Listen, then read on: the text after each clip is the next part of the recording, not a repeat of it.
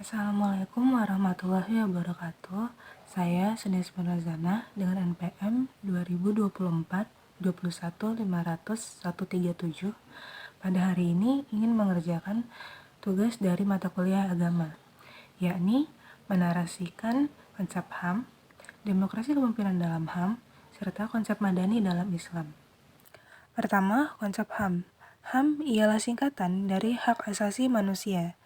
Ini merupakan hak dasar yang dimiliki oleh setiap individu sebagai manusia, tanpa memandang ras, agama, jenis kelamin, kewarganegaraan, atau latar belakang lain. Hak-hak ini mencakup berbagai aspek kehidupan, seperti hak untuk hidup, hak untuk mendapatkan pendidikan, hak untuk mendapat perlindungan atas penyiksaan atau perlakuan yang tidak manusiawi, serta hak untuk berpartisipasi dalam kehidupan politik dan sosial. HAM biasa dibagi menjadi dua kategori besar. Kategori pertama, hak sipil dan sosial. Ini mencakup hak untuk hidup, kebebasan berpendapat, hak untuk memilih dan dipilih dalam pemilihan umum, serta hak untuk mendapat perlindungan atas tindakan sewenang oleh negara. Kategori kedua, hak ekonomi, sosial, dan budaya. Ini mencakup hak untuk pendidikan, kesehatan, pekerjaan yang layak, kondisi hidup yang memadai, serta hak untuk berpartisipasi dalam kehidupan budaya. Adapun dalam perspektif Islam, hak asasi manusia mengarah pada hak yang diberikan oleh Allah Subhanahu wa Ta'ala sebagai pemegang kedaulatan tertinggi.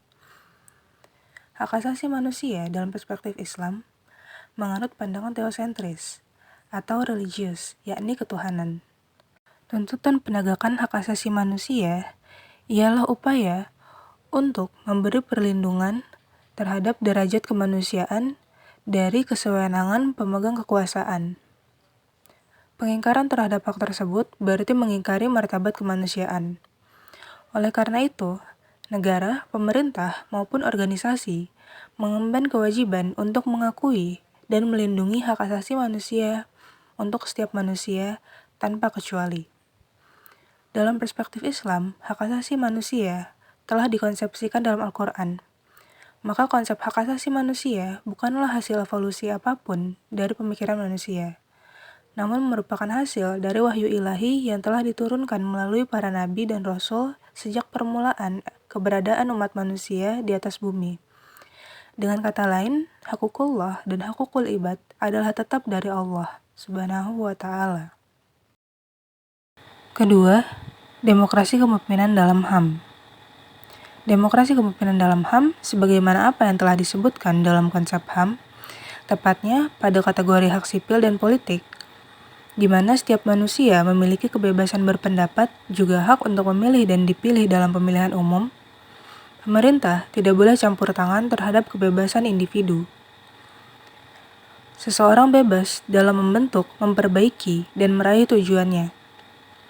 Dalam arena politik, kewarganegaraan merupakan instrumen untuk meraih tujuan non-politis dari pribadi-pribadi yang otonom dalam menentukan pilihannya. Sementara aktivitas politik dikonseptualisasikan dalam rangka meletakkan aturan legal tentang hubungan sosial antar individu dalam memperoleh kepentingan masing-masing. Politik Islam di bahasa Arab dikenal dengan istilah siyasah. Siyasah memiliki akar dari kata sasa, yasusu, siasatan, yang memiliki arti mengatur, memerintah, atau melarang. Asyasah juga berarti mengatur, mengendalikan, mengurus, atau membuat keputusan, mengatur kaum, memerintah, dan memimpinnya. Secara tersirat, dalam pengertian siyasah terkandung dua dimensi yang berkaitan satu sama lain, yaitu tujuan yang hendak dicapai melalui proses pengendalian, dan cara pengendalian menuju tujuan tersebut. Secara istilah, politik Islam adalah pengurusan kemaslahatan umat manusia sesuai dengan syara'. Pengertian siyasah lainnya oleh Ibnu Aqil, sebagaimana yang dikutip oleh Ibnu Qayyim, politik Islam adalah segala perbuatan yang membawa manusia lebih dekat kepada kemaslahatan dan lebih jauh dari kemufsadatan. Pandangan politik menurut syara' realitanya pasti berhubungan dengan masalah mengatur urusan rakyat, baik oleh negara maupun rakyat. Yang ketiga, konsep madani dalam Islam. Kata madani merupakan penyifatan terhadap kota Madinah, yaitu sifat yang ditunjukkan oleh kondisi dan sistem kehidupan yang berlaku di kota Madinah, di mana mereka hidup rukun, saling membantu, taat hukum, dan menunjukkan kepercayaan penuh terhadap pimpinan. Allah Subhanahu wa Ta'ala memberikan gambaran dari masyarakat madani dengan firman-Nya dalam Quran Surat Saba ayat 15, yang artinya, sungguh bagi kaum Saba ada tanda kebesaran Tuhan di tempat kediaman mereka, yaitu 2 buah kebun di sebelah kanan dan di sebelah kiri. Kepada mereka dikatakan, makanlah olehmu dari rezeki yang dianugerahkan Rabb-mu, dan bersyukurlah kepadanya. Negerimu adalah negeri yang baik, sedang Rabb-mu adalah Rabb yang Maha Pengampun. Konsep masyarakat madani merupakan konsep yang bersifat universal dan memiliki 6 karakteristik, yakni karakteristik yang pertama, pluralisme.